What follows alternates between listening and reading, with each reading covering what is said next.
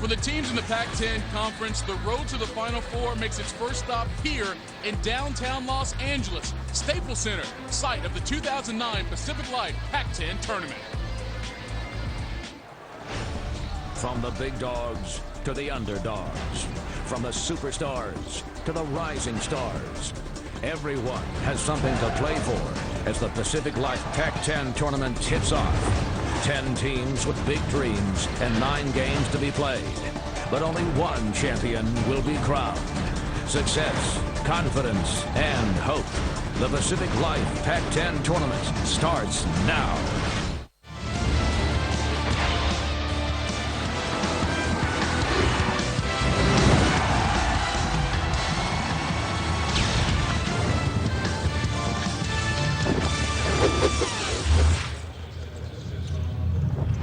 It's been called the sports and entertainment capital of the world, and over the next 4 days, Staples Center will play host to one of the best shows in all of college basketball, the Pacific Life Pac-10 Tournament.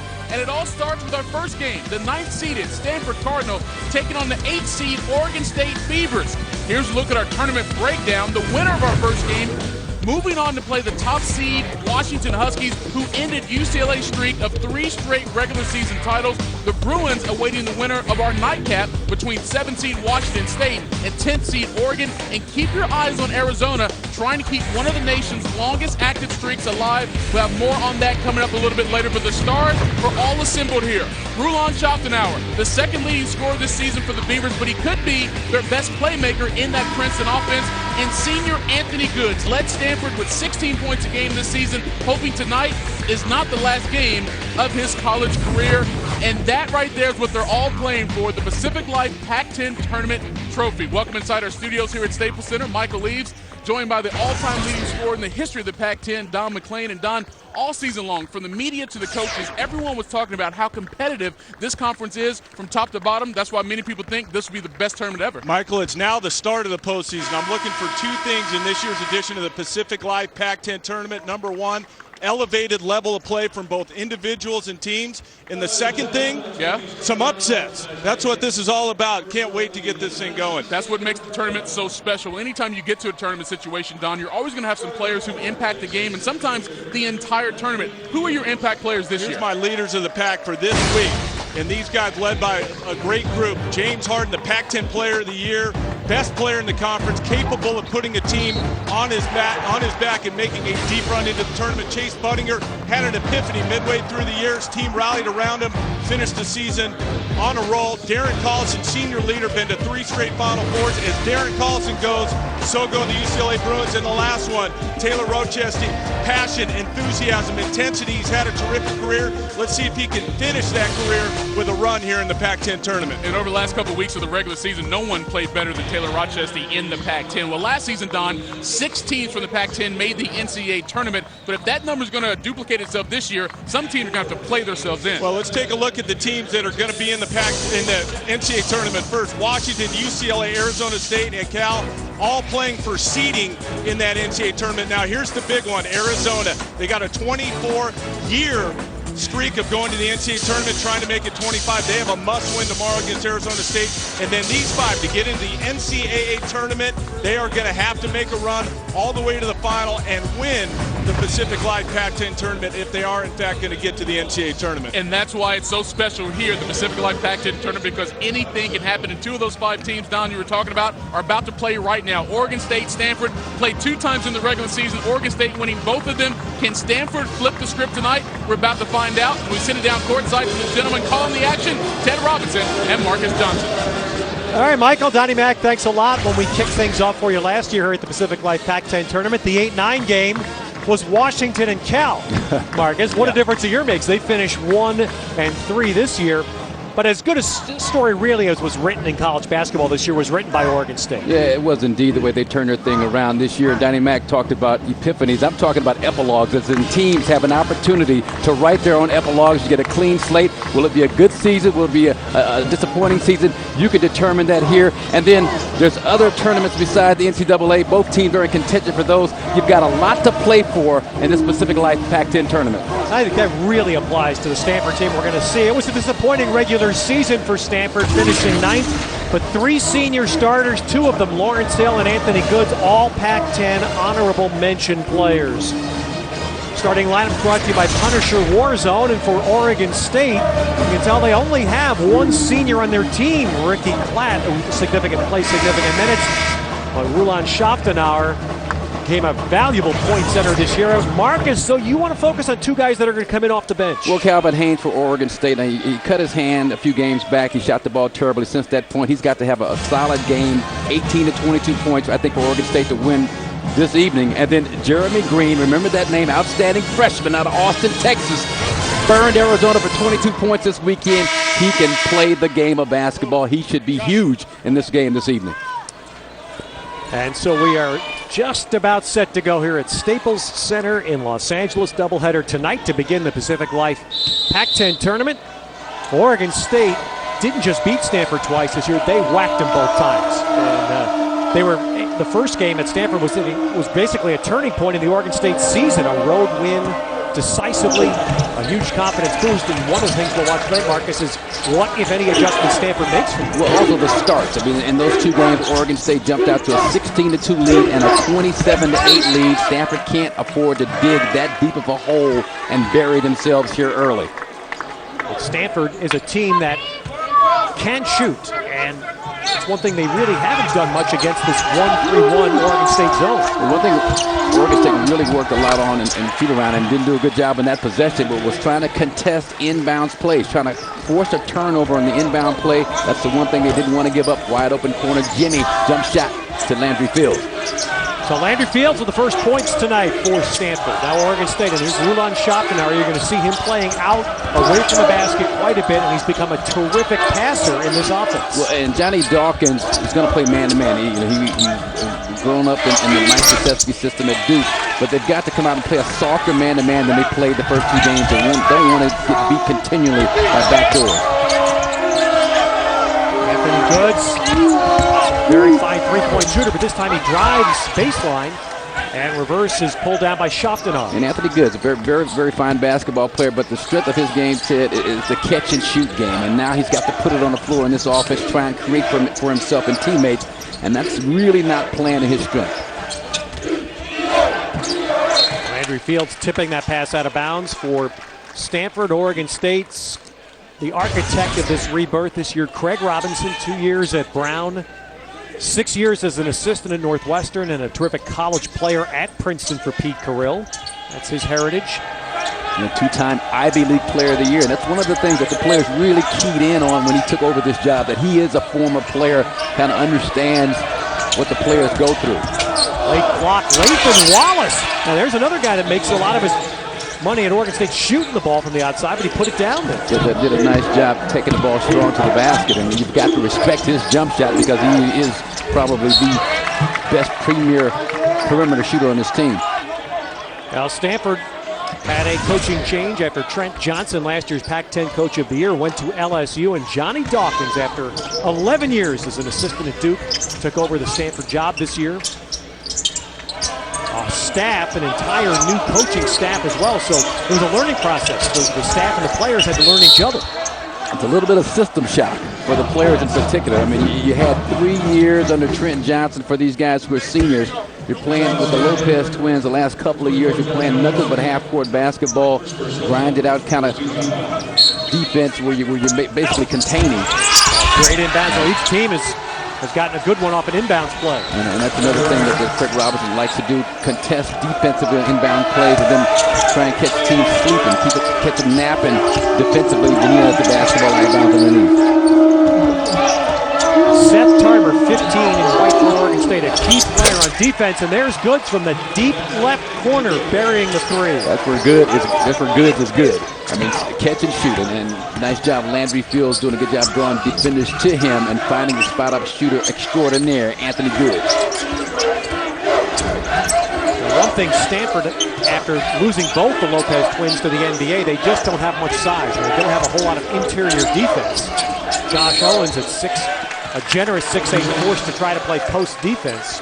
The Schaftenauer travels for Oregon State. Good point about the lack of size as we watch Oregon State, and Josh Tarver does a nice job on the read, Played defensively by Goods to go to his left. He comes back middle. Nobody picks him up, scores easy layup. But Rulon Shaftenar had a 26-point game the second time these two teams met because he went down in the low post and used his size advantage against Josh Owens. So we're going to see a little bit of that shortly, I'm sure, from Craig Robinson. Landry Fields just to the right of the foul circle, hits his second facing jump, and Stanford's up 7-4. Always under control, never in a rush. Landry Fields, we talk about improved players. Justin Denton won the league award, but I'm sure Landry Fields had to garner a lot of votes from the coaches in that voting. Well, Stanford would like, and Johnny Dawkins brought a different mindset, as you mentioned, Marcus. They'd like to get the game up in scoring. Oregon State averaged just 56.8 points a game in conference play. Stanford gets this game up towards 70. It's to their benefit.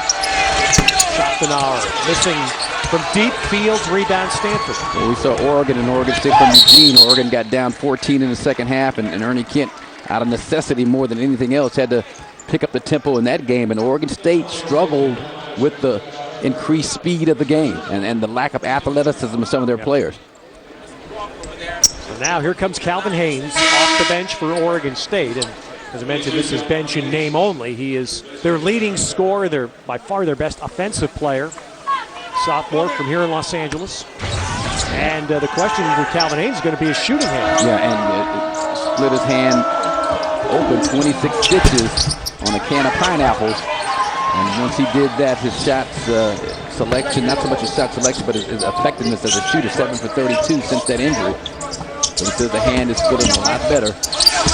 Wallace drives, 2 driving baskets by Lathan Wallace. Now quick back in transition. Good for the goalie, got fouled. Ricky Clack of Oregon State in the path. And that'll put Goods at the foul line when we come back, and we'll get you caught up. We'll have a quick primer on a crazy Pac-10 season. Pacific Life Pac-10 tournament kicking off Staples Center in Los Angeles, and with us on the sideline, Jim Watson. Waddy? Thank you, Teddy. You know, it's been a strange year in the Pac-10, and maybe even more than that. It's been like a walk through bizarro world. First off, Washington was picked in the middle of the pack. They won their first Pac-10 championship since 1985, their first outright title since 1953. And so we submit for your approval. All I need is a black suit and a cigar. How about Oregon State? They swept Cal and Stanford in the Bay Area for the first time since '93. Washington State won at UCLA for the second time ever. That was a great game. California won at Arizona, also first time since '93. UW at Stanford, first time in '93. Arizona State became the first in the Pac-10 since '81 to win at UCLA, at Stanford, and at Arizona. It all sets the tone for a wide open Pac-10 tourney. But maybe, Ted, you saw the strangest occurrence of all, and that was when Marcus Johnson picked up a dinner check, first time since 1988. Wow. I don't remember doing that. Hey, that wasn't me. That must have been Marcus Johnson from USC. Exactly right. I'm glad you said that, because I didn't remember either. Get your facts straight, Waddy. Landry Fields for 3, and the weak side rebound, Anthony Goods for Stanford in red, leading Oregon State early on here in the first game of the Pacific Life Pac-10 tournament. Oregon State known for that 1-3-1, but now they're in a 2-3 zone alignment. They will mix it and match it depending on the situation. Sometimes it's after makes and misses. Sometimes Craig Robinson determines it just based on how well a team is executing their offense against it. So 2-3 instead of the 1-3-1 on that possession. The winner of this will play Washington, the Pac-10 champions, tomorrow afternoon. One thing I see from Stanford. And there's a 3 deep corner. Lathan Wallace giving Oregon State a nice early lift. Lathan Wallace out of Portland, Oregon, did a nice job. And he's the guy that since his freshman year I always felt was the best shooter, the best perimeter shooter on this team. Well, that's a shot. If Anthony Goods makes that, Stanford's got a good night. Yeah, and that's weakness in the zone that Stanford has picked up on. Tipped by Tarver, missing after Haynes took it to the goal, and now Goods. Stanford would love. Mitch Johnson was talking about this before the game tonight. He will push the tempo. Fields rimming it out. Owens with a tip in, and let's see. No basket. Are they calling a foul on Oregon State? Lathan Wallace picks up a rebound foul, his first. But before that foul was called, I like the fact that no charging foul call as Mitch Johnson tried to jump in the way of the penetrator. The referees are allowing the contact, especially in tournament play here in the postseason. Let these guys play. Stanford getting 3 looks, missing, and the ball tipped into the hands of Ricky Platt. Well, Marcus, we saw this, as we said, in Oregon about 10 days ago. Stanford, Mitch Johnson said the 1-3-1 zone can't stop a fast break. Yeah. He said if we get some defensive stops, we're going to try to run. Yeah. And we saw Oregon against Oregon State do that to perfection. Turnover by the Beavers, and back comes Stanford. Mitch Johnson, who sailed that ball over Lawrence Hill's reach and out of bounds. That's been an area that Stanford has attacked here early in this game. They start off their offense pushing it up the right side, right wing, and then use a skip pass to the left corner, which is a long run, and that 1-3-1 defense to defend. And they've got some open looks. That time a turnover by Mitch Johnson trying to find Lawrence Hill. Wallace with a shot fake sets up Seth Tarver, one of the better defenders in the Pac-10 this year, playing at the head of that 1-3-1 zone. He is at the head now, and he says the coaching staff tells him, go wild, go crazy, make things happen. Once again, left corner, started up toward the middle, toward the right side of the floor, get the defense to shift, and it's an awful long run to try and defend that jump shot left corner. So Oregon State by 2. One thing that Stanford's going to have to prove is that they can defend tonight. There's an air ball. Wow, Calvin Haynes, and that's going to cause the Oregon State side, I'm sure, to be looking again, wondering, making sure he's okay. Again, 26 stitches in the right hand. Now, you say he's a left-handed shooter, so how should that affect him? But catching the basketball, the left hand is your guide hand, your setup hand. Greg Robinson really getting on his players there. That's a pretty emotional outburst. I'm not sure I've seen much of that from Craig this year. But it's been like that for this team in practice the entire week. I mean, he's really kind of cracking the whip, but dangling the carrot also. Look, guys, we got an opportunity to play some postseason basketball. Don't get caught up resting on your laurels. You won 7 Pac-10 games after not winning any, 0-18 last year. That's all fine and dandy, but there's more basketball to be played. That's what both of these teams are trying to keep their seasons going beyond this, and we'll delve more into that tonight. Subs for both teams as Wallace lost it. Daniel Dean in the game for Oregon State for the first time, and Jeremy Green is in for Stanford. So is David Dildy, who does not play much. David Dildy, a really good on-ball man-to-man defender, and he's in there to try and extinguish the fire of Lathan Wallace. Seth Tarver gets the long rebound, so second try for Oregon State here. I like Stanford's defense so far. I mean, they're not giving up backdoor layups, giving up open perimeter jump shots, which has been a big problem for this Stanford team the entire season. Stanford has had just a very subpar defensive year, and that's going to be a key tonight. Haynes rimming it out. And the rebound, Hill. You think the rims are harder in this building than what most college teams see? You hear that a lot about the NBA buildings? Yeah, well, I mean, as long as you find the middle. Yeah. Guys who make the shots won't complain. Yeah, it's not going to be an issue. I mean, I'm sure that you may get some harder bounces off these rims, but as a player, you're not really focusing in on that. I mean, you're focusing in on the net, not the rim. Lawrence Hill tying the game for Stanford. Stanford last year played for the Pac-10 Tournament Championship against UCLA. There's a little shuffle from Seth Tarver. Yeah, last year led by the Lopez twins, Brooke and Robin, doing their thing in the NBA this season. Exactly right, and that made everything different. So the Pacific Life Pac-10 basketball tournament comes to Staples Center wide open this year. The Pacific Life Pac-10 tournament, 8th year now at the Staples Center in Los Angeles since the tournament was resurrected. And taking a look at the brackets later tonight, Oregon-Washington State will play with the winner there to play UCLA. And in our Pacific Life Tournament summary, really a crucial Pac-10 game for Arizona. Kicks off the day session tomorrow, Marcus. Yeah, a huge game and could determine, as Donnie Mack and Michael East talked about at the Open, whether or not Arizona gets a chance to extend their NCAA tournament appearance streak to 25 under the fine hand of Russ Pennell, who did a great job this year coaching that team through some very difficult circumstances. Here's Jeremy Green, his first shot for Stanford, but a second time they get a weak side rebound for Anthony Goods. Yeah, nice job just working the long rebounds, long jump shot, long rebound. But the right side of the floor. Now, Amari Johnson, a much bigger defender, is placed on that left side of the floor defensively for Oregon State. Oregon State with a steal. That's something they are very good at defensively. Seth Tarver led the Pac-10 in steals this year. And 16 steals in the 2 games when these teams met this year, Oregon State. Seth Tarver had 7 of those 16 steals. So that's one thing Stanford has got to be careful of, taking care of the basketball, not making careless passes. Daniel Dean gets the ball inside. Jack Trotter, a freshman off the bench in there for Stanford. One thing that happened last Thursday night, Marcus, Stanford had its best, and in fact its only road win of the Pac-10 season. They won at Arizona State, but what Johnny Dawkins did in that game is he just collapsed his defense. If you are not getting the ball to Jeff Pendergraft, if you can beat us shooting it, go ahead, but you're not going to get the ball to Pendergraft. And it's like Oregon State's having a little bit of that similar problem here. Well, and it's a different reasoning behind collapsing that man-to-man defense. You're not going to beat us backdooring, getting cuts to the basket, getting layups inside. It's the same basic principle as you use to deter Pendergraft from killing you inside the paint. And so it's a great defensive adjustment by Johnny Dawkins. Would you call the traditional Duke defense, which Johnny Dawkins brought here, is that an overplaying man? Yeah, definitely. They up the line defensively. You're down the line when you play more conservative, more conventional, kind of allow the pass to be made inside. Up the line, you're denying everything. That's how Stanford has played for most of the season. Trotter with a miss and a charge.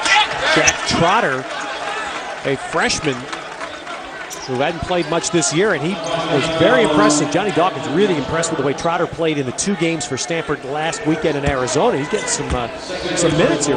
Capalindo High School in Moraga, California. And Jack Trotter's given him a nice lift. 6'9", 200 pounds, lefty, pretty decent mid-range shooter. Too much body there from Ricky Klatt of Oregon State, and that's going to be the second foul on Oregon State's point, Ricky Klatt. Now Shoftanar and Seth Tarver return, with Johnson and Josh Tarver leaving. We played a little bit more than 10 minutes here in the first half, and already so far Stanford has won a mini battle. They have not allowed Oregon State to build a big early first half lead. How about Klatt? Won the fight there with Jeremy Green for that jump ball. That was impressive, and then he sets up Haynes to go to the foul line. Well, Ricky Klatt is just a tremendous story in himself. I mean, here's a guy last year, shoot-around Ted. We watched him with these big bifocal glasses. First thing Craig Robinson said, you got to lose those, get some contact lenses. So he did. Right there you see his athleticism. And he's shooting overall 59% from the field. Craig Robinson says the only thing is we can't get him to take more shots. It's just not in his nature. And he plays more minutes than anybody on this basketball team. So it gives you an idea how valuable he is to Craig Robinson. During the tournament here, we're going to give you a shock stat, something that might surprise you. And this is one thing Oregon State just didn't get to the foul line very much. 5 teams, half the conference, made more free throws than Oregon State attempted this year. And Calvin Haynes would be the one guy with the ability, Seth Tarver also in a more limited role, to get the ball to the basket and draw some contact and get to the free throw line. But everybody else pretty much on this team kind of perimeter-oriented players. With Ruben Shoftanar in particular, they're big guy. Of course, that falls in the category that, therefore, Oregon State not getting a lot of easy points. Inside, that loose ball scramble held and will come back into the Beavers. The contrast to that is that the conference champions in Washington made an incredible living off the foul line. Yeah, and their record reflects that. And so now each and every possession, there's not as much pressure on you to do something positive because you are getting, as you call them, those easy points from the foul line. So your offense has to be running at maximum efficiency, and if it's not, you're going to struggle. And that's why you see Oregon State in the conference wins and loss column. They go 3 wins in a row, 3 losses in a row, 3 wins in a row, 3 losses in a row. Very streaky basketball team. Oregon State Saturday night lost at USC as Klatt drains the 3. Had Oregon State won that game Saturday night, the last regular season game, they would have finished 6th and not had to play this first night. I love the parity of the Pac-10 this season. There were so many. SC was a team that could have finished anywhere from 6 to 9 going into the last weekend of the season. A lot of teams in that boat.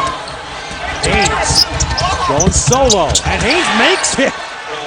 7 straight for Oregon State. And just as I talked about Stanford's ability to maintain contact at the 9:49 mark, here we are at the 8:39 mark, and now they're looking at a 7-point deficit. And Johnny Dawkins has brought his senior point, Mitch Johnson, back in the game. Kenny Brown took it out.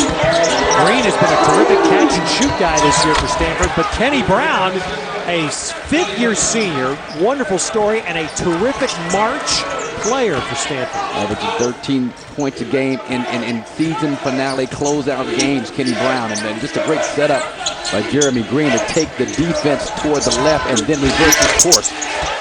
There's the first points for Schaftenar. We talked about him in that low post, thought it was going to be more against Josh Owens, but you got the big guy Trotter down low, find him down there, turn left shoulder.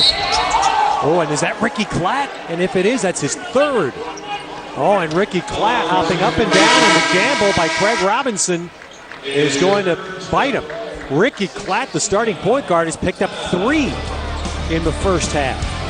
So we come back to the Pacific Life Pac-10 tournament, the Pac-10 season honor.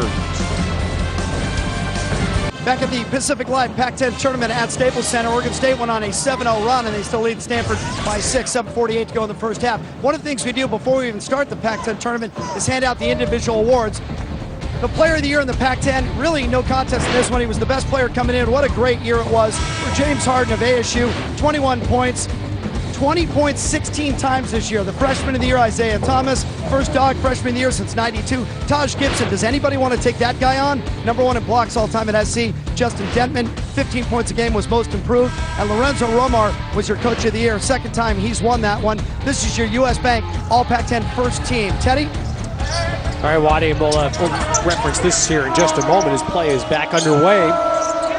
Oregon State by 6, but significant in that their starting point guard, he's not a spectacular player, but very steady. Ricky Klatt is now out with 3 fouls. Steady enough to get about 35 minutes a game for Craig Robinson, so that's his security blanket. Nice feed. Kenny Brown got in, but Hill lost the handle. It hit the bottom of the backboard and he came back down with it.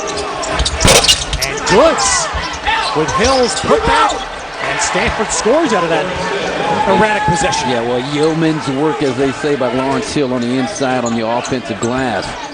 And talking about the most improved, Craig Robinson thought that Rulan Schaftenar, a guy who averaged 3 points a game his first couple of seasons in the Pac-10, tripled that this season, along with being ranked 10th in assists in the league as the point center.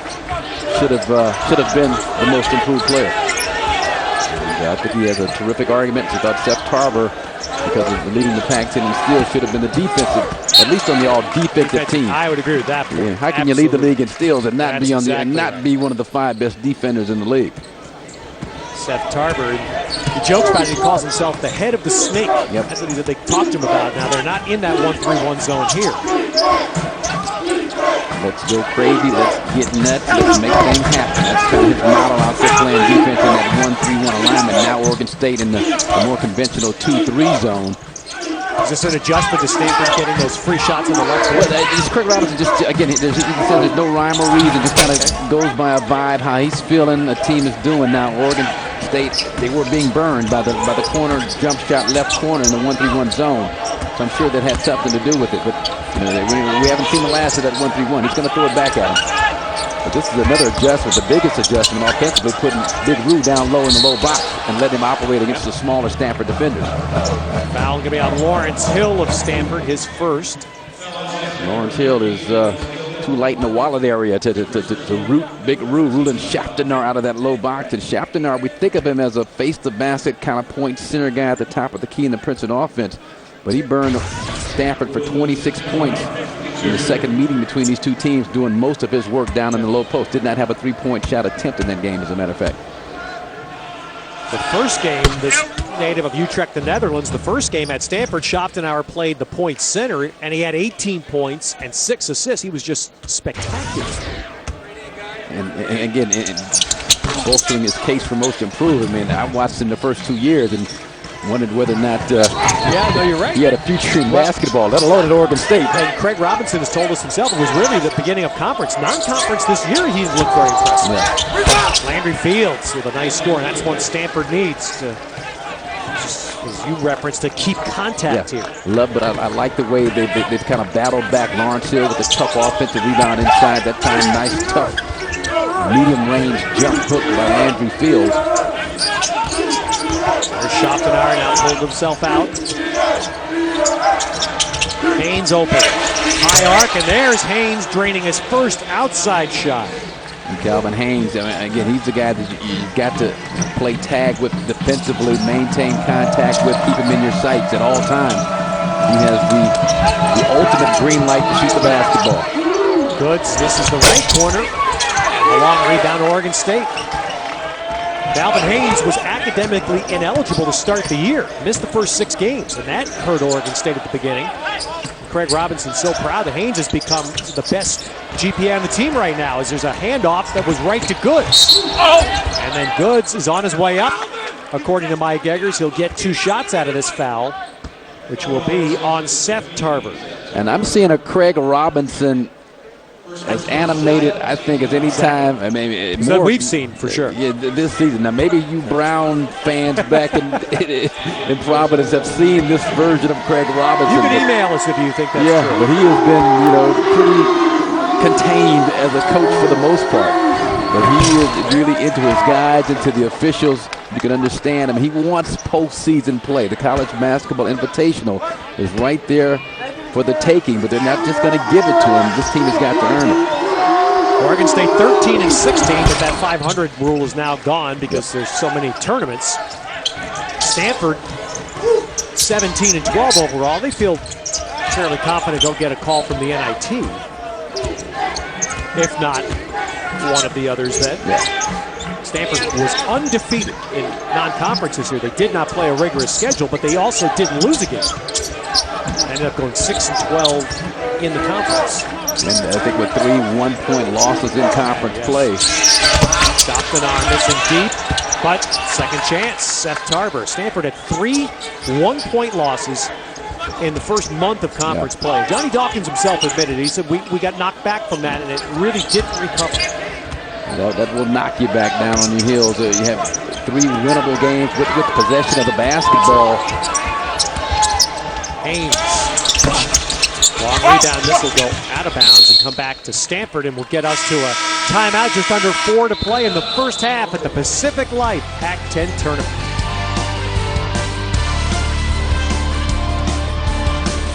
Counting its loss in the Pacific Life Pac-10 tournament last year, Oregon State went 0-19 in Pac-10 play. So what a change to come in 7-11 to this year's tournament. And Craig Robinson yesterday told us, by the way, we're going to rename this offense he runs. Sure, and no offense to the Princeton folks, but this is now the Oregon State offense. But basically what it is unselfish play and giving yourself up for someone else is the best strategy. So what that means is if you're not wide open for a shot or a layup, get someone else a shot or a layup by either screening for them, cutting, passing to them, and that's really the philosophy behind it. But look at the difference in shooting percentage. Oregon State over 50% shooting in 11 games this year. Goods, the shot that Stanford had early, and then Goods tracks his own. Lost the handle, scrambled. Goods comes back again and is picked by Seth Tarver. Yeah, there's the active Seth Tarver, but you talked about the 11 plus 50% shooting outings, just 2 for Oregon State the entire season last year. And against Stanford, 54% the first game, 62% the second game. So they have had a lot of success against the Stanford defense.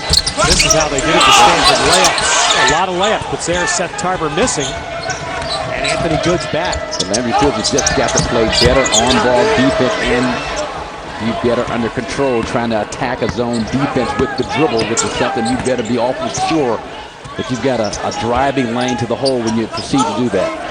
10 Stanford turnovers already. Schoptenauer pulling his way in, then in the lane, a reach-in foul. Drew Schiller, junior guard that just checked in for Stanford, commits it.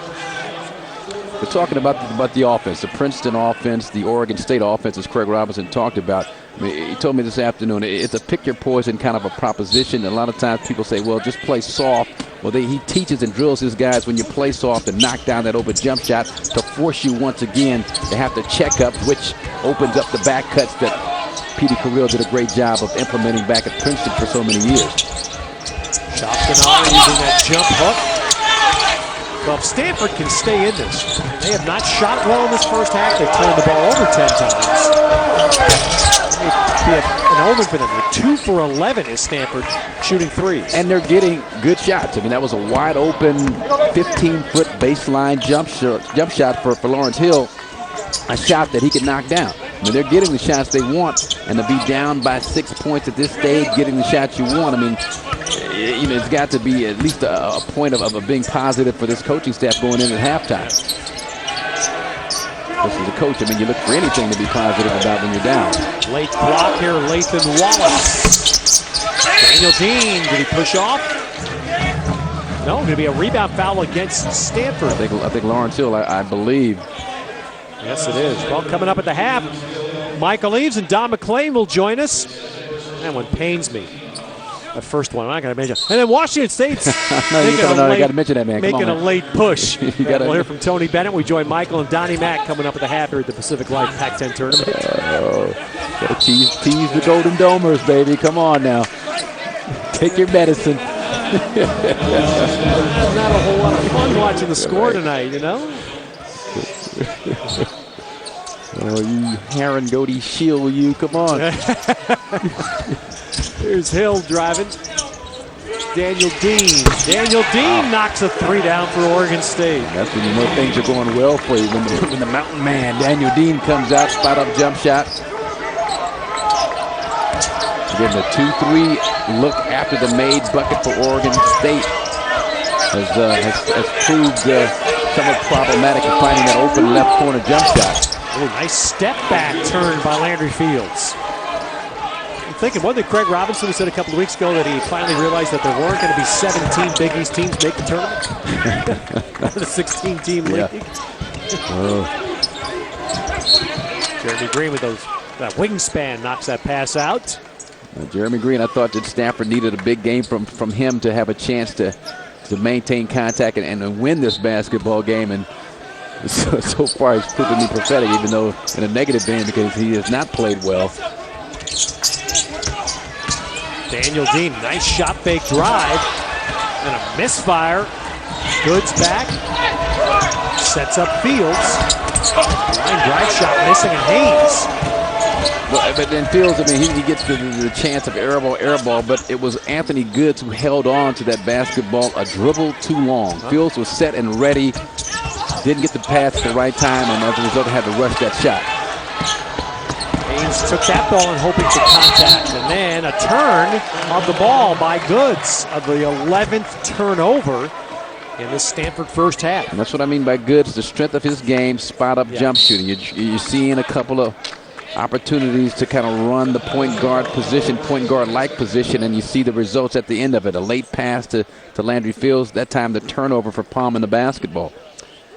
Well, the first game these teams played late January at Stanford really was the Oregon State winning touch from Touch of Gray from Just for Men. And this was the game where Rulon Schoppenauer excelled as the point center, and you're going to see one layup after another after another. Yeah, they did a nice job. Again, just patient and allowing these guys to play off of him, whether high post or low post. He did a great job finding teammates.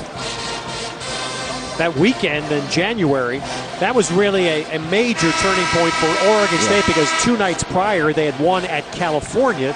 It was the first time that they had a road sweep in the conference in 6 years, in the Bay Area in 16.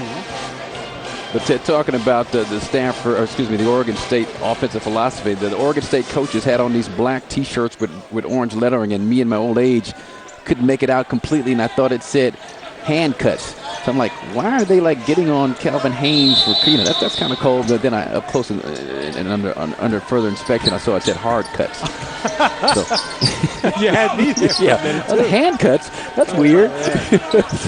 Oh, hard cuts. But they make hard cuts each and every. They keep so much pressure on your defense and how hard they cut to the basket, especially in Big Rue. They know if you cut hard and get open, he's going to find you. All right, Oregon State want to cash in here on this last possession. Put some pressure on Stanford. 5-second difference. Haynes is forced to give it up. Stanford made Haynes give it up. Now he gets it back. And he will put it up. Did get rim, but no basket. Schiller quickly get rid of it. Schiller puts it up. Missing at the buzzer, so we get to halftime in the opening game of the Pacific Life Pac-10 tournament in Los Angeles, and it's Oregon State with a score much more in their zone. Yeah, and this Stanford team has had halves of scoring 17 points or less, so they know what it's like not to score a lot of points in a halftime. Oregon State by 7. Jim Watson.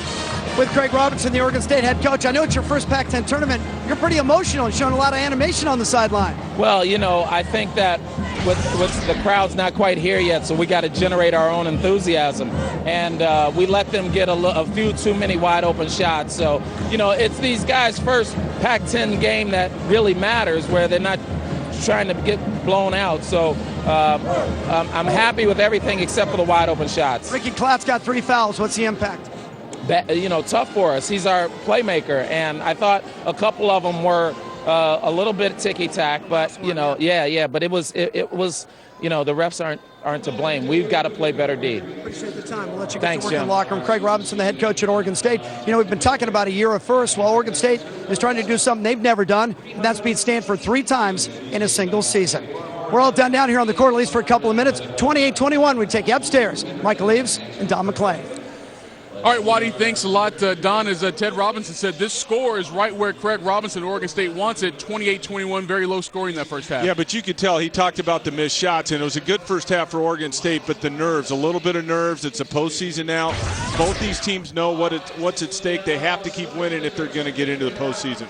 Well, as Craig Robinson said, halfway there, their first game they played in a while. They're trying to win their first tournament game since 2006, and they're halfway there, up 28-21 over Stanford. When we return here at Staples Center, we'll take a look at some other action from around the country. But right now, the Beavers with a 7-point lead over the Stanford Cardinal, 28-21.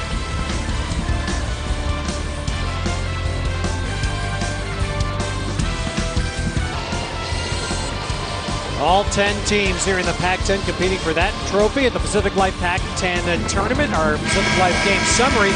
Marcus, Stanford was the 3rd best three-point shooting team in the conference this year. That 2 for 11 glaring. It is indeed, but you consider that Stanford 16 for 55 from the three-point line in the two games these teams met. They can't live and die at the three-point line in this game because they're going to die. And then points off of turnovers once again. Oregon State and that 1-3-1, 2-3 zone alignment that they use, creating turnovers, but more importantly, scoring off those turnovers. Jim Watson got an update from Stanford, Waddy. Yeah, and that's exactly what I talked to Johnny Dawkins about, those points off turnovers. He already knew the number 12-3 before I even told him. Surprisingly, he said it's not the 1-3-1, it was the 2-3 that was really hurting them.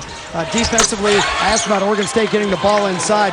He said it's easy. We just got to shore up our defense and not allow them second chance points, sorry. Well, you heard Don McClain talking about Anthony Goods having to deliver the goods, and he does on his first shot. Well, and because Mitch Johnson has given them virtually nothing offensively, just 1 field goal attempts. Landry Field doing a pretty decent job. Jeremy Green, as I talked about in the open, they needed a big game from him. He's giving them nothing, so somebody's got to pick up the slack.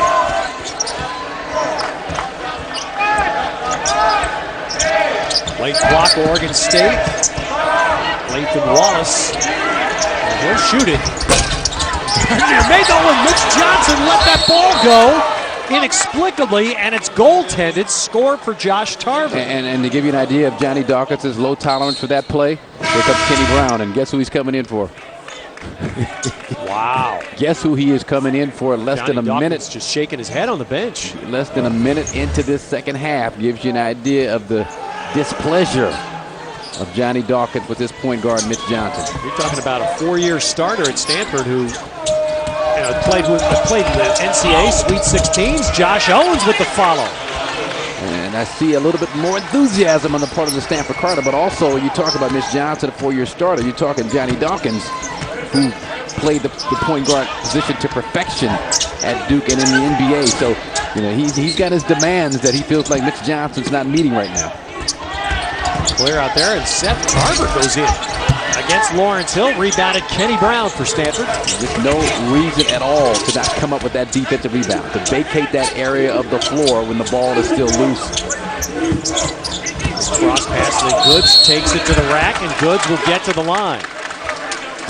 And Goods comes out, knocks down the first shot, a three-pointer. But as I mentioned, I don't think Stanford can afford to just continue to cast away from long range. And there's Goods doing a nice job attacking, drawing defenders, which in turn opens up rebounding lanes or lane for Lawrence Hill.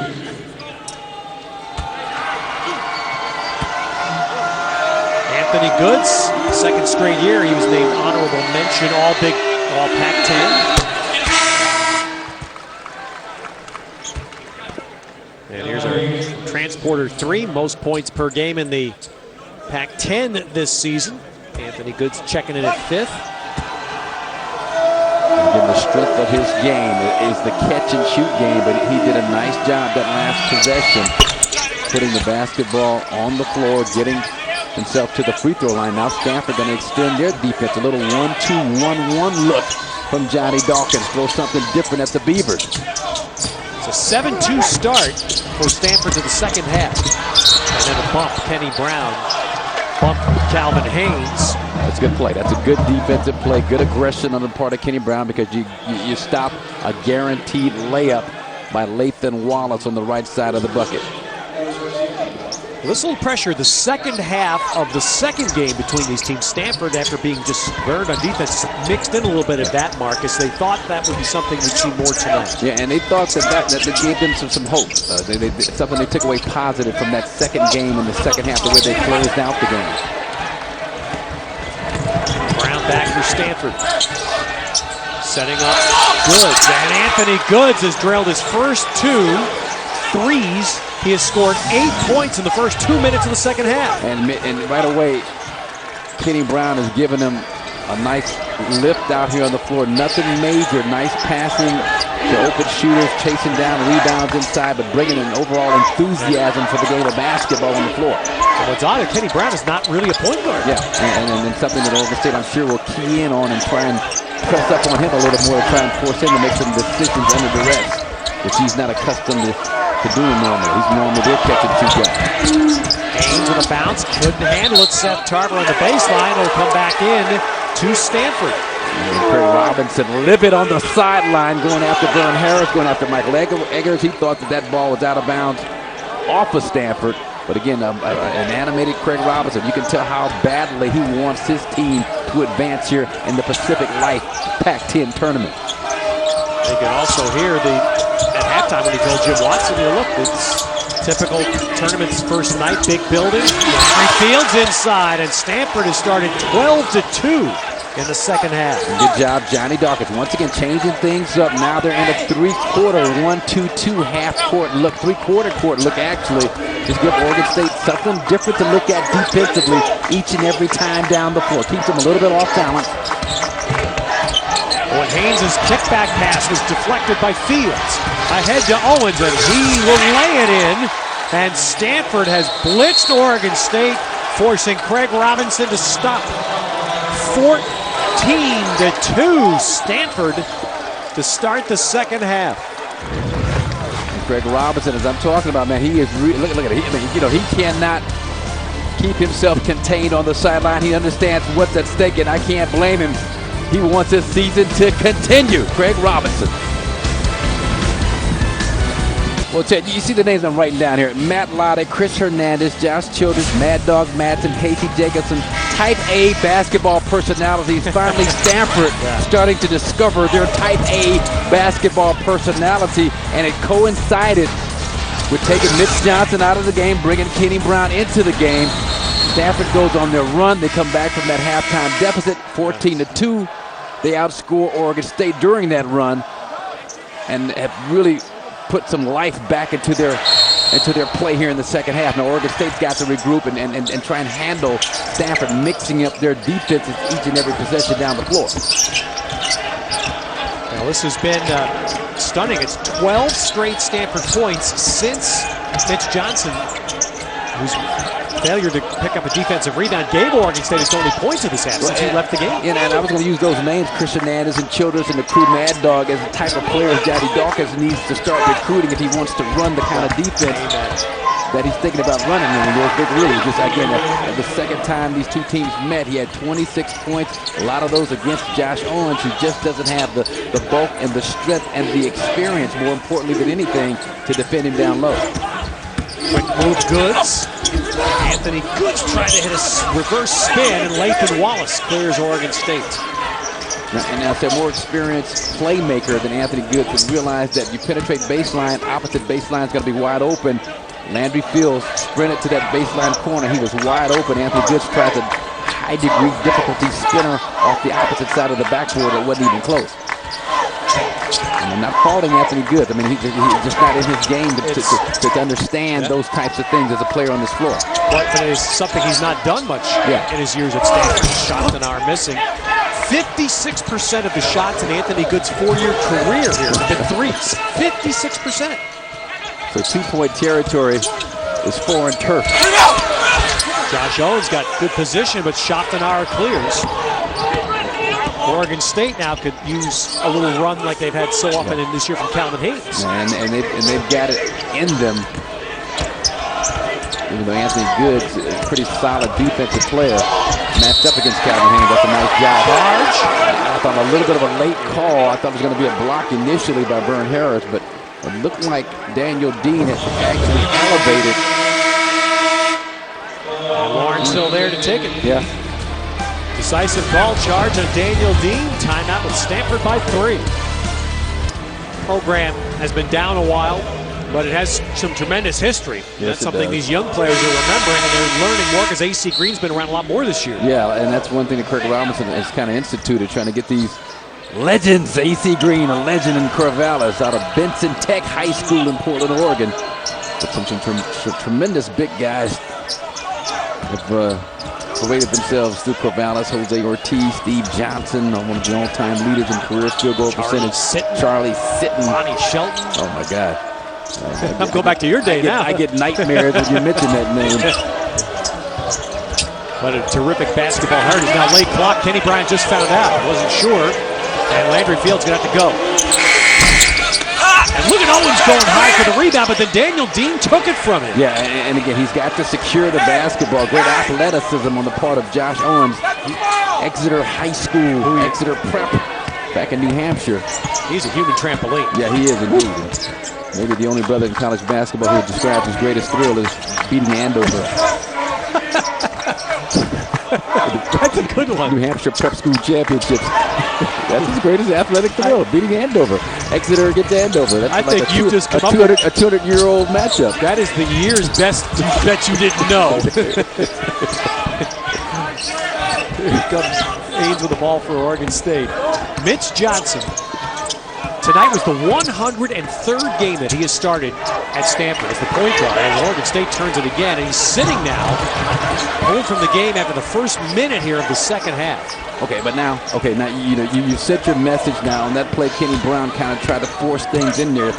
Kenny Brown at some point, is going to get diminished returns at the point guard spot. You need to bring Mitch Johnson back on the floor. Is that that's the first basket like that of the game, I think, for Oregon State. Yeah, nice little backdoor cut. But at some point, if you're Johnny Dawkins, your senior, hey, look, here he comes now. There you go.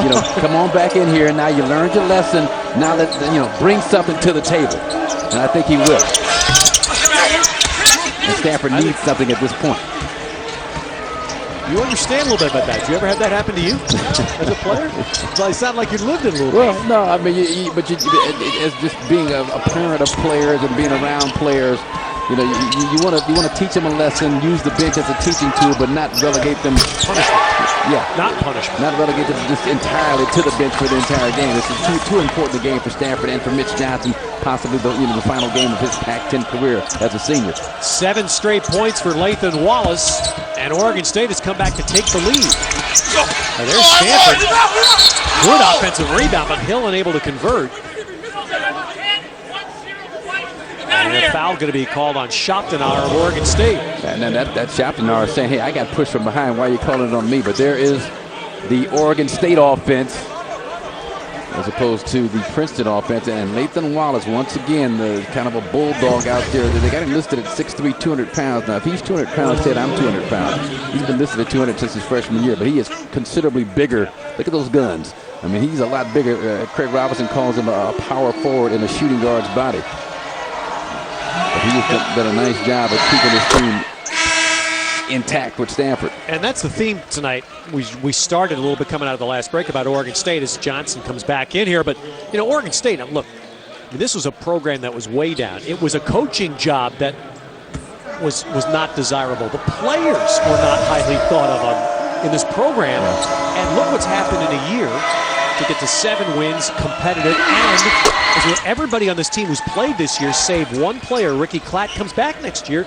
with the addition of a good recruiting class. The number 22 ranked recruiting class in the entire country, and what's kind of ironic is it's only 4th in the Pac-10, but it's a major upgrade in talent for Craig Robinson and Oregon State next year.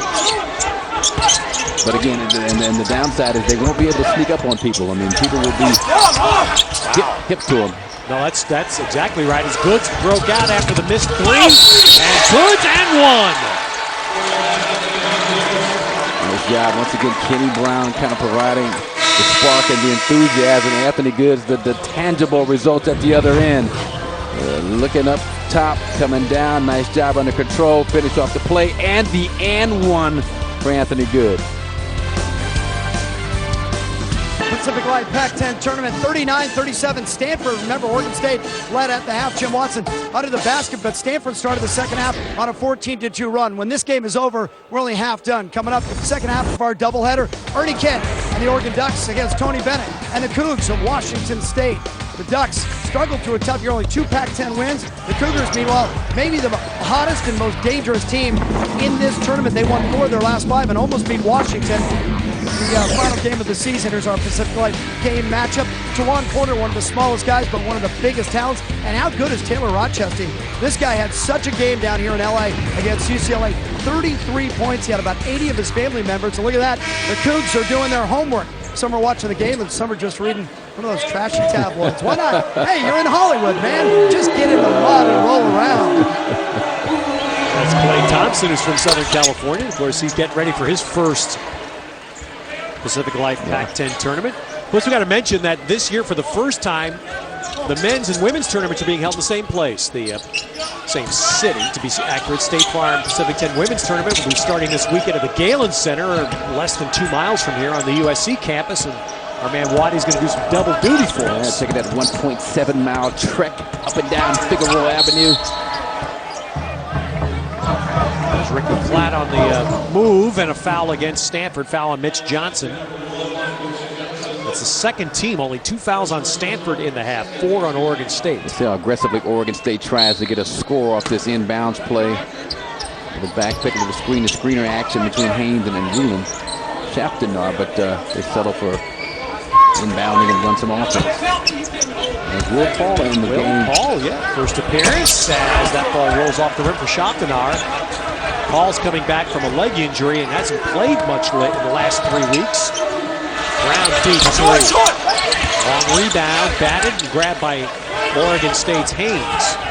With that last possession defensively, that's all you can really ask of Will Paul, especially since he hadn't played a lot the last few games. I mean, just body up on Ruland Shaftenar, even though he's defending Dean outside now. I mean, you want to switch if the opportunity presents itself between Paul and Lawrence Hill, or you're going to get abused inside. Not a good decision by Shaftenar. No, not at all. Here comes Stanford again.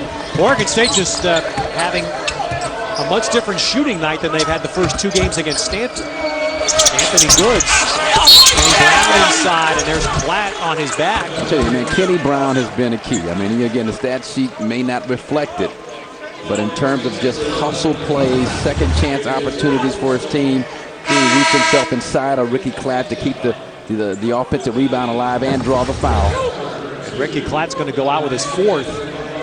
Kenny Brown, what surprised you about him, the Stanford people say he's got really good upper body strength, so that he can play even though he's not as athletic as others. He can hang with them a little bit because of that strength. And there's an inbounds to Hill. Yeah, nice job off the inbounds play, the X series, as they send 4 guys across the free throw line, cross the 2 big guys on the inside, and things just kind of open up on the inside for Stanford. 7 straight for Stanford, ended with Daniel Dean's basket. And we've got, after the basket, Oregon State takes a timeout. So timeout called by the Beavers with Stanford up 3. And let's take a moment now for the HTC Fuse timeout. The HTC Fuse has full internet, which allows access to foxsports.com for scores and highlights. Grab a video highlight from tonight's game, share it live during calls. The HTC Fuse. Experience the reaction. And don't forget, we've got a doubleheader tonight. Oregon and Washington State in Game 2. Between games, stay with us. Michael Eaves and Don McClain are going to entertain you, and part of it will be this story. High school teammates and now college teammates turning the basketball fortunes around at Arizona State. Derek Glasser, the point guard, and the Pac-10 Player of the Year, James Harden. Their story coming up right here from Southern California at the between games. Derek Glasser initially verbally committing to USC. Didn't work out for him there. Man, if he found his niche down in Tempe. But Will Paul, speaking of niches, he found a niche on that right baseline. Stanford's played 11 different men in this game tonight, which is an oddity in today's college game. See more and more teams going to 7 and 8. Johnny Dawkins just trying to find some combinations that will work for him.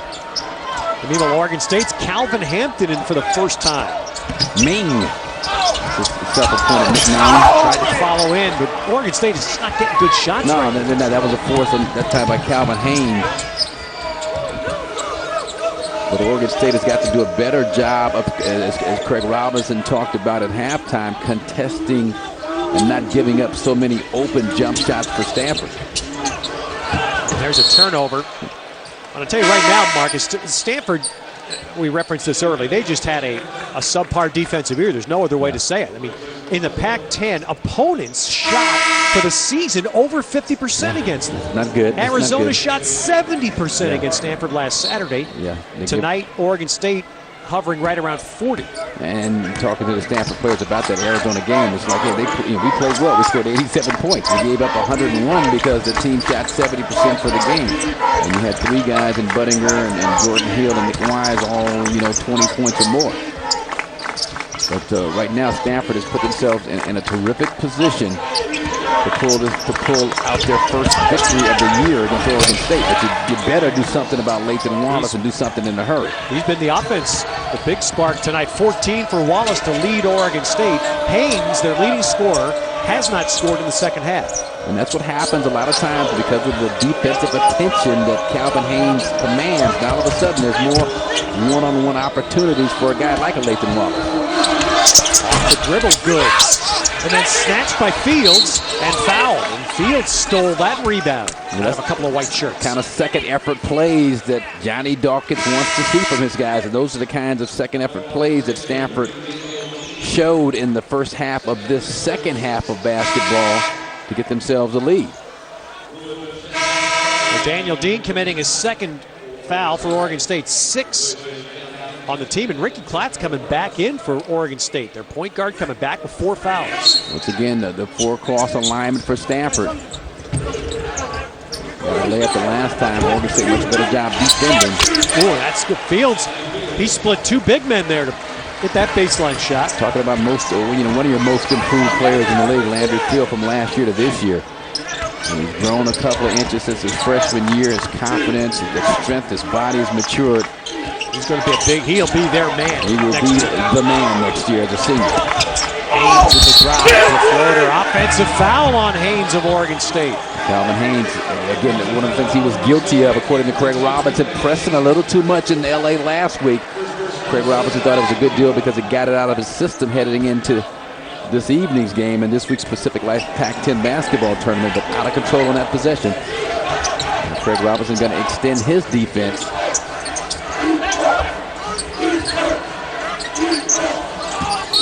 And a bump there. It's going to get us to break. Daniel Dean on the Oregon State foul. Under 8 now to play at the Pacific Life Pac-10 tournament. In the opening game of the Pacific Life Pac-10 tournament, senior Anthony Goods has responded with a strong second half to spark Stanford. Oregon State's leading scorer, Calvin Haynes, quiet. Lathan Wallace, a sophomore, leading them with 14. Yeah, Lathan Wallace, nice job picking up the slack. But if Oregon State is to pull out the W, Calvin Haynes 16 for 29 field goals, 42 points. The first 2 meetings between these teams tonight.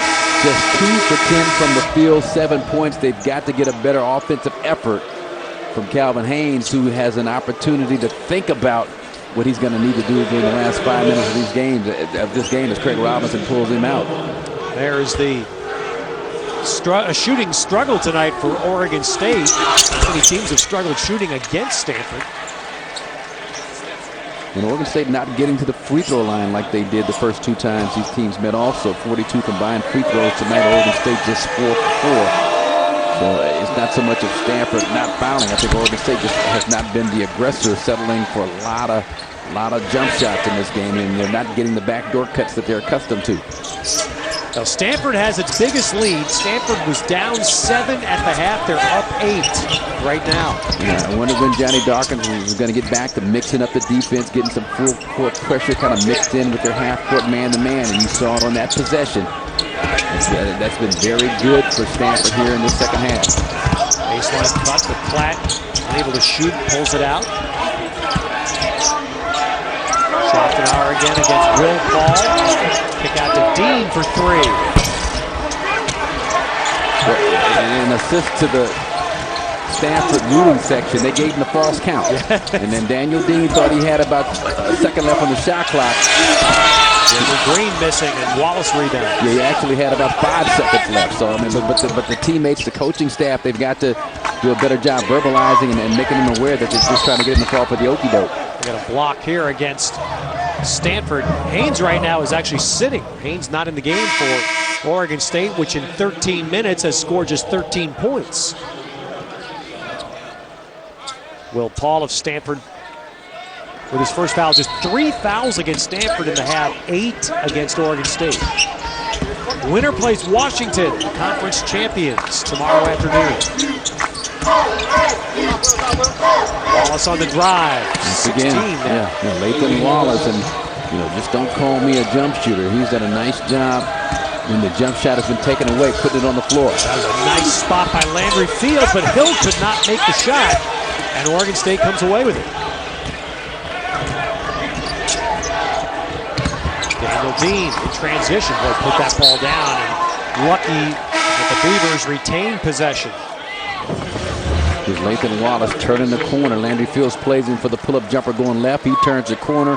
Will Paul better step up earlier, or he'll get these layup facials more often than he desires. Wallace again, and one! There's that new continuation approach that the officials are taking in college basketball, and I love it because he had started his shooting motion. Nice shot fake. There's the foul right in there on the push. Of course, that's the word that college people kind of cringe at that word. Yeah. But what the word is gathered. The shooters, if he's gathered the ball to begin the shooting motion, which clearly, you're right, Marcus, have been the case there. And Wallace missing the foul shot, 18 points now, but Oregon State keeps possession. But I agree with you. I mean, it's a reward to the offense. Why penalize the offensive play, making a positive move? Now Stanford, they still maintain the 4-point lead, but you sense the momentum fueled by Lathan Wallace's offensive aggressiveness kind of shifting in Oregon State's direction. Yeah, this is with Haynes sitting. Leading score, Schaftenauer, you let the defense part, and then Schaftenauer recognized. The most important thing defensively is to play the basketball. I mean, both defenders bled. Just left Schaftenauer, left him with a wide open layup. Anthony Good, so you need him back in the lineup. Boy, he's getting ready to come back. Like yesterday. I mean, the offense is totally out of sync, out of rhythm, discombobulated, no semblance of what a good shot is out there. Well, Stanford was up 8 just a moment ago. Oregon State now has a chance to tie or lead. Forced by Seth Tarver. There's a force, and Fields pulls it down. Oh, good no-look pass. Hill, and Lawrence Hill with the finish. Good Another catch. nice pass. Yeah, great no-look pass by Landry Fields and Lawrence Hill, nice job securing the basketball in traffic, and an even better job out-muscling the defenders inside to get the shot off. Platt turned. A shot. Schopenhauer looking for a cut, but Mitch Johnson stayed with Tarver. Wallace rimming out, and that ball will come to Stanford.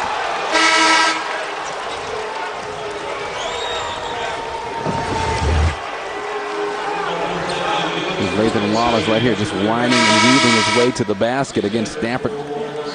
Got to clamp down. I mean, as you talked about, Ted, they give it up 50% defensive field goal percentage and drives to the basket without defensive stop of penetration is a big reason why. There's a pass, bounce pass turned over. Wallace going to the goal, missing. No foul. That's the big thing that I'm seeing tonight, Marcus, is that Oregon State's taking the ball to the rack a lot, but they're not drawing fouls when they do so. Not drawing contact, and Lathan Wallace has been the guy that has done the better job of it.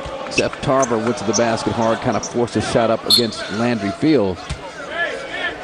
There's your team foul scenario, so this will be the last 1-and-1 for Stanford. Personal was Lathan Wallace's second. Landry Fields, 68%. And Stanford leaves 2 points at the line. The personnel decisions of Johnny Dawkins down the stretch will be huge. I mean, how much do you play Kenny Brown, who's been a closer for you down the stretch? Josh Owens has done a pretty decent job. You know, you got Will Paul on the floor now, who hasn't played a lot because of injury in the last few games.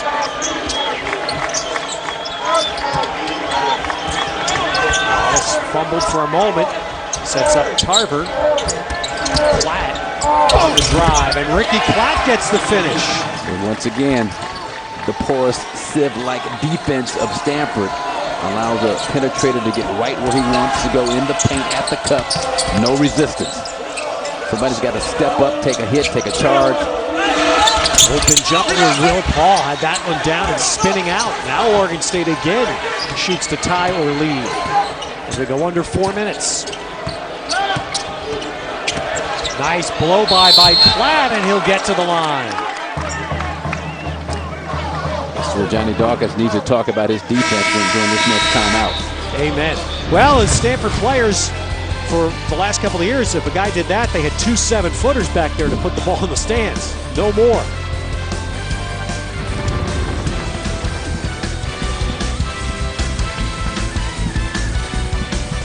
The 8-9 game kicking things off at the Staples Center in Los Angeles. Our Pacific Life Pac-10 tournament brackets. You see the winner heads tomorrow afternoon to play conference champion Washington, and then Oregon, Washington State later. The winner to play UCLA here tomorrow night.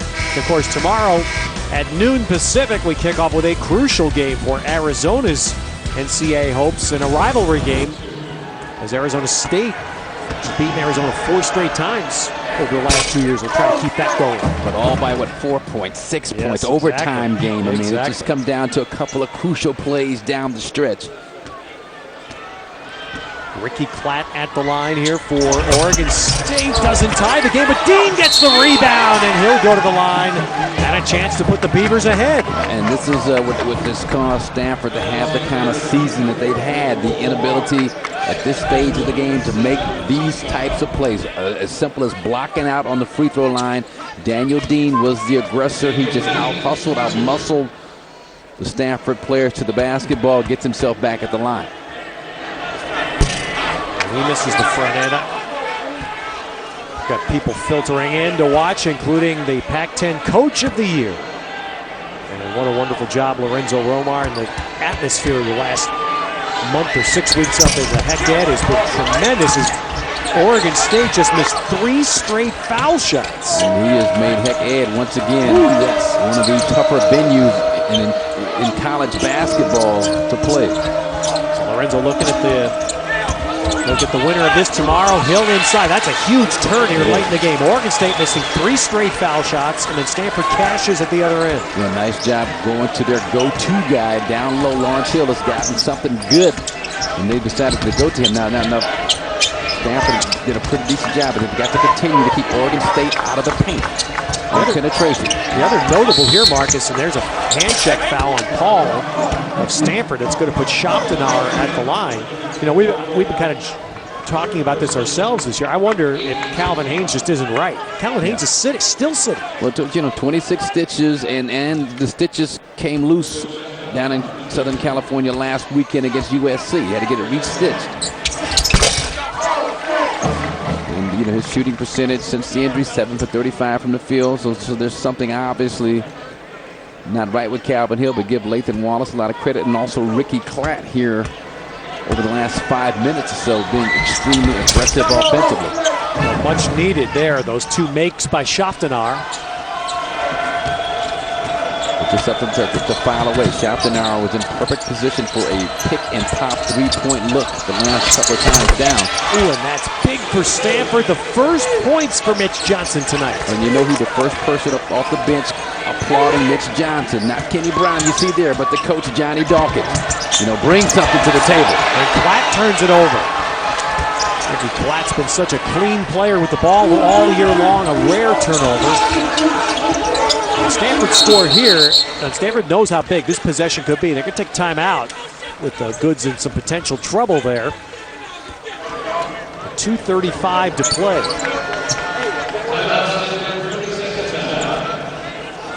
So Stanford leading by 3 coming up. Following this will be our second game of the first night, Oregon and Washington State. Between games, we're going to tell you a great story about these two longtime basketball teammates. And as college teammates, they have turned around basketball fortunes at Arizona State. Point guard Derek Glasser and Pac-10 Player of the Year, James Harden. They are going to get Arizona State into the NCAAs this year, just the 4th time in the last 27 years that Arizona State makes the tournament.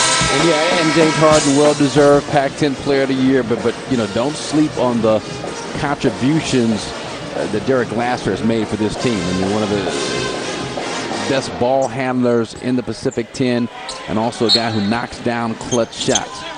We saw that big story here, the closing moments of a close game, and Calvin Haynes continues to be on the bench for Oregon State. I guess Craig Robinson has kind of made the decision that, as you talked about, that he's maybe just not right and is pressing, and it's like a man in quicksand. The more he tries, the deeper he sinks.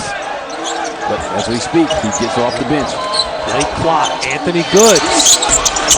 Rebound, Oregon State. You're Craig Robinson here. Would you take a timeout to get Haynes in the game for this possession? Still has 2 timeouts. Klatt himself? No. Rebound Fields. That's a pretty decent look for a guy who doesn't take a lot of field goal attempts, Ricky Klatt. I think this next possession, here's Goods. Maybe look to take that timeout. Yeah, it might be one possession later than they needed. Goods has 22 points, 16 in the second half. He's going to let his guys play it out. And again, watch out for Schoptenauer on the pick-and-pop three-point shot. Played well by Will Paul. And that's a foul. Schoptenauer will get to the line as Paul fouls here at 1 minute, and it's 30 to play. Mitch Johnson doing a nice job since he's been reinserted into the game, and Anthony Goods doing what he does best, what he is so good at, and that's spotting up long three-point shots, spot shooting jump shots. So now Kenny Brown, senior guard for Stanford. Haynes back for Oregon State. So Oregon State, 2 possessions with Haynes stuck at the table. Will Paul, nice job. Knocked down a three-point shot, but he played the pick and pop extremely well. He fouled Schoptenauer, but Schoptenauer put his head down, tried to get to the basket. But Will Paul did what his assignment was. And gave him a three-point shot to boot. So it's a good bit of contribution on the part of Will Paul in this game. Stanford, a pretty good foul shooting team. So here in these closing 70 seconds, that's an edge they have. Now, I'd look at the Landry Field and the Daniel Dean out on the perimeter matchup if I'm Stanford. Goods runs into Schoptenauer, blocking foul. Or the Anthony Good, put your head down, take it to the hole, and draw some contact. But playing like seniors that want to continue playing. That's what the Stanford threesome now that, or foursome actually, with Kenny Brown on the floor. Now that Mitch Johnson has kind of gotten his head back into this game. And that was because Johnny Dawkins had the Sandman Sims hook back in Showtime at the Apollo. Sandman Sims, the hook on Mitch Johnson in the first, 52 seconds of the second half. But, Donnie Mack at halftime just pointed out, this is your guy. He's your leading scorer. Stanford has had varying moments this year, and they talked openly about their lack of toughness. Lawrence Hill even today was quoted as saying, sometimes we play too comfortable. Haynes with a floater. Not even close. And Stanford now, if they just take care of the ball and make some foul shots, are going to avoid a three-peat loss to Oregon State. We've got a timeout. All right, timeout taken by Stanford before there was any fouling. Anthony Goods, the second straight year he was named All Pac-10 Honorable Mention. And just love the way he came out as a senior and just forced the issue. Made things happen at the start, knocking down left corner jumpers in the first half. A little bit of everything, took it strong to the hole, knocked down the catch and shoot jump shots, kind of stayed away. And I thought Johnny Dawkins did a good job kind of getting the ball out of his hands as a playmaker. He's keeping either Mitch Johnson or Kenny Brown on the floor. Right. And you made a great point there, senior. Yep. 20 players were honored in the Pac-10 this year. 10 first team, 5 second, 5 honorable mentions. 17 of the 20 were juniors or seniors. Tells you that the story this year in the league, the exact opposite of last year, was the experienced players. Yes. Yep.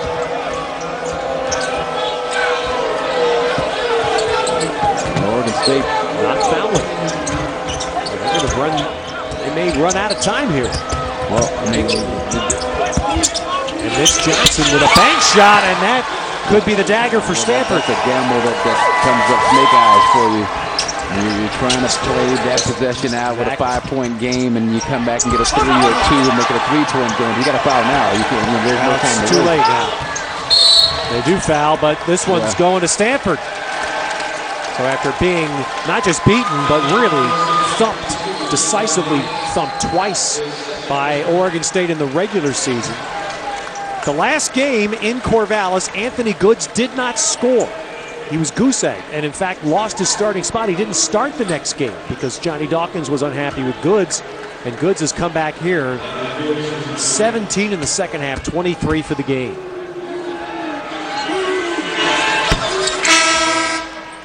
But this team, the Stanford team, as we talk about, starting to play better basketball in the latter stages of the season. Great job in Tempe defeating Arizona State. If it weren't for the 70% field goal percentage put up by the Arizona Wildcats, who knows what would have happened in that game. But they're a team that they're on a mission right now to try and keep this thing going for as long as they can. Who knows how long it's going to go, but at least they'll be playing tomorrow. Well, they found a little fight. They found the last week, really in the game in Tempe, it started. They found a little more fight, a little pushback. And when Stanford played, by the way, at Washington this year, Stanford led the game. With 4 seconds to play, John Brockman got a putback basket to win it for Washington. And that's the matchup we're going to have tomorrow afternoon against Stanford and Washington. Again, very competitive, and nice job, Johnny Dawkins, with the personnel choices down the stretch. Will Paul, nice boost.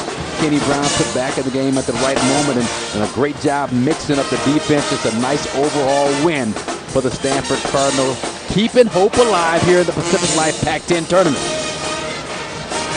So Stanford now 18-12, and we mentioned that the NCAA not on their radar, but they're hoping for an NIT bid. Stanford had an astounding streak end this year. They had 15 straight Pac-10 winning seasons. That came to an end, but they're hoping they can end this season with some smiles. Tomorrow they get a shot at the conference champs in Washington. Anthony Goods with a huge night, 23 points, and he's with Jim Watson. Yeah, and how good was Anthony Goods' second half? And by the way, he's a local kid. He grew up just out in Corona, just about 40 minutes from here. Tell me what happened to you guys in the second half, a totally different team. In the second half, we were just saying, there's no tomorrow. We really wanted to come out and be more aggressive and just shoot our bullets. And we came out, we were more aggressive, and be able to pull out the win. I talked to Johnny Dawkins at halftime. The first thing we talked about, the turnovers, 11 in the first half, only 3 in the second half, man. Yeah, I mean, he was really upset about the turnovers, and we knew we missed some open shots, and we turned the ball over 11 times at half, so we just had to sure those things up just to win the game. So, Anthony, in big games, you got to talk about character, and that means defense. You guys took a couple of charges inside. Second half, the interior defense was much better. Yeah, I mean, we try to keep guys out the middle, but, they're a good team, so they were able to get to the middle, but guys are making a great job of sliding over, taking the charge, and that's what we got to do. Everybody looked at this game, and they said it doesn't matter who wins because then they got to play Washington, but you guys played Washington tough. In fact, in Seattle, it went down to a 1-point game. Yeah, it did. I mean, we know we can play with anybody in the Pac-10, but tomorrow's going to be a brutal battle, and we just got to get our rest and come ready to play. You're coming back in 18 hours, man. Welcome home. All right, thank you, Corona. I love you, baby. Anthony Goods, man, 23 points. And Teddy, you guys said how good was that second half by that guy? That dagger he hit in the corner, almost as good as the first 2 threes he started the second half with. I like that Waddy. You got him to shoot some love to Corona, too. Yeah, you give a shout out to the homies down in Corona, and he's allowed because of the way he played in the second half and the entire game for Anthony Good. Well, that's a terrific afternoon doubleheader ahead tomorrow. Now, Arizona State, and Stanford. Hoping they can harken back a little bit of that magic they had in their first meeting with the Huskies this year. Then USC and Cal tomorrow night. Coming up in a short while, Barry Tompkins, Dan Belwamity will take over to bring you the Oregon-Washington State game with the winner to play UCLA. But we've got plenty more to come, so stay with us between games. Michael Eaves and Don McClain will fill you in, including that look at the longtime basketball teammates from Arizona State, James Harden and Derek Glasser. But it's Stanford down 7 at the half, coming back to beat Oregon State by 8 at the Pacific Life Pac-10 tournament.